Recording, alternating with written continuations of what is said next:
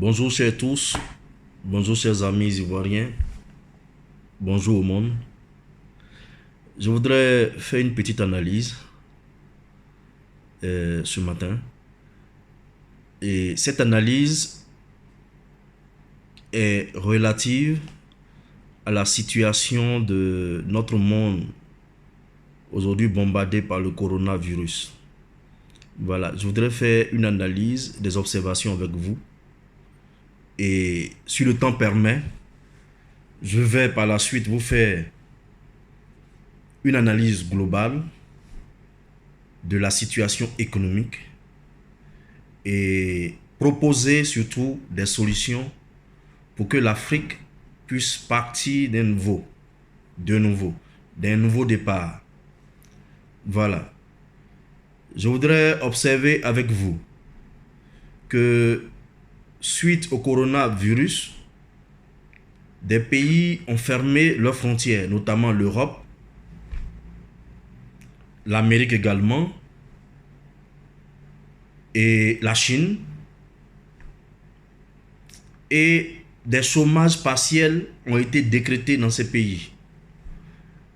Et les États européens, pour ne citer que ceux-là, ont décidé, en tout cas, de permettre au plan économique à leurs nations, à leurs citoyens, aux entreprises, que ce soit publiques et privées, qui demeurent sur leur territoire, de continuer de fonctionner, même s'ils ne travaillent pas, en mettant les ressources à leur disposition.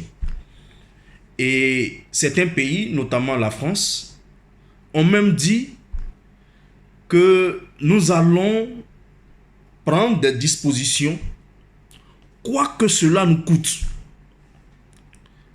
Vous avez entendu?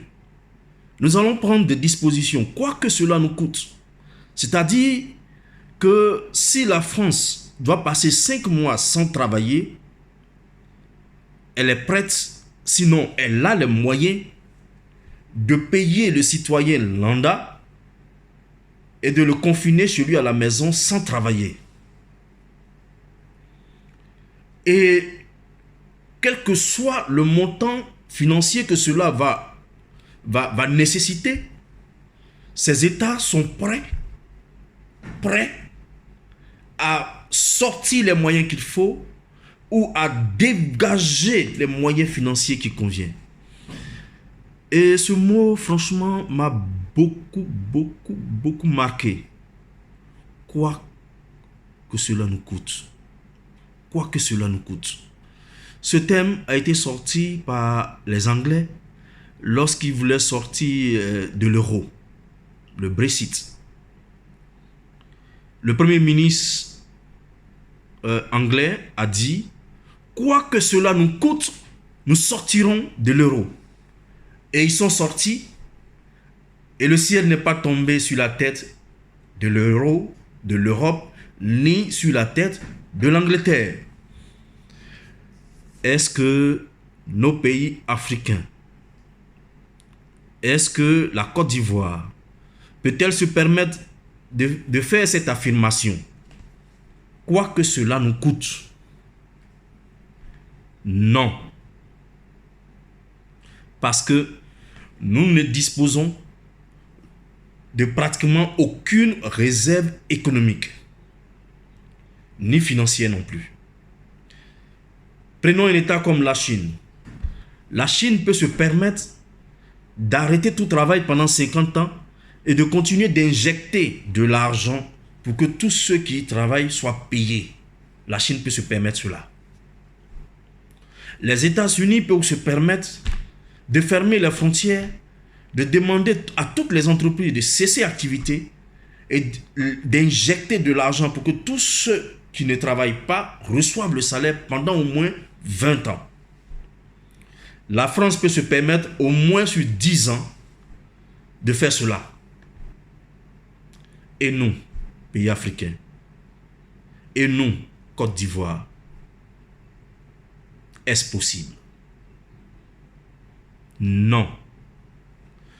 Au début de cette affaire de coronavirus, lorsque nous avons déclaré nos premiers cas, j'ai lu dans les journaux que la Banque mondiale a débloqué justement un prêt en faveur de la Côte d'Ivoire de 342 millions pour nous permettre de combattre cette pandémie. Eh bien, est-ce que la Côte d'Ivoire, à l'état actuel, peut se permettre de dire quoi qu'il en coûte, je sauverai mon peuple. Quoi qu'il en coûte, je dépenserai tout ce qu'il faut. Est-ce que nous pouvons nous permettre cela? De tous les pays frappés par le coronavirus que nous avons vu, que ce soit pays européens ou américains ou asiatiques, je n'ai vu de près de la Banque mondiale que seulement en Côte d'Ivoire. Seulement en Côte d'Ivoire ou pays africains. Alors, quel est cet État qui est perpétuellement en perfusion? Quel est cet État qui est perpétuellement malade?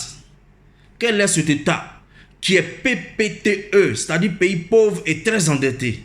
Quel est cet État qui ne peut pas s'enorgueillir ou bien même avoir la dignité de dire que moi, État de Côte d'Ivoire ou État X africain, quoi qu'il m'en coûte, je porterai mon peuple vers le développement? Si les États africains, notamment la Côte d'Ivoire, n'ont pas encore cette force de prononcer cette expression, c'est justement parce que nous avons pratiqué la mauvaise route au plan économique et financier.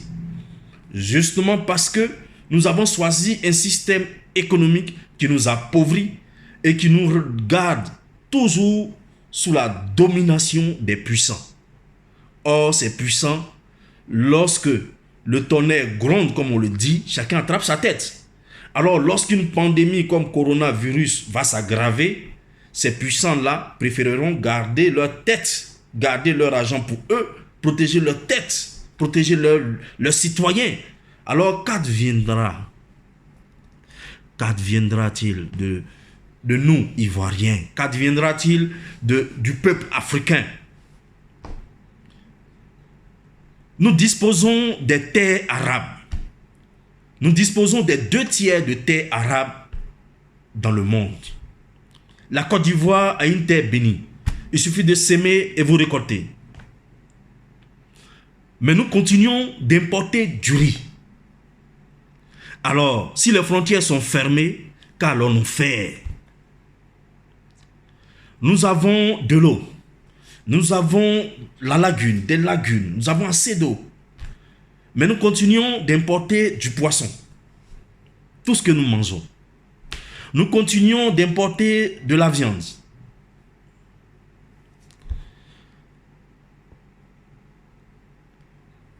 Le moment est venu, avec cette nouvelle pandémie, le moment est venu de reconstruire, rebâtir notre économie sur de nouvelles bases. Voilà. L'heure est venue. Sinon, le moment est indiqué pour que toi, jeune Ivoirien, toi, jeune Africain, tu puisses prendre, comme on le dit, ton destin en main. Mais prendre son destin en main, ce n'est pas seulement dire, c'est des actes et des actions. Et ces actes et ces actions, c'est de passer à la transformation locale, d'abord de nos matières premières, mais ensuite de conduire nos nations à bloquer l'importation tout azimut et à produire localement pour nos consommations. Voilà. Sur ce terrain-là, très bientôt, je vais vous inviter parce que cette vidéo-ci, c'est la première de mes analyses. Je vais continuer. Vous allez en recevoir. Restez connectés. Restez avec votre serviteur. Je vais vous faire des révélations. Et nous allons aussi proposer des solutions pour que, à la sortie de cette pandémie qu'on appelle coronavirus, que nous puissions sortir de la pandémie de la pauvreté, de la pandémie du sous-développement, de la pandémie de la misère et de la faim. Merci beaucoup et restez connectés parce que vous et nous avons des choses à nous dire.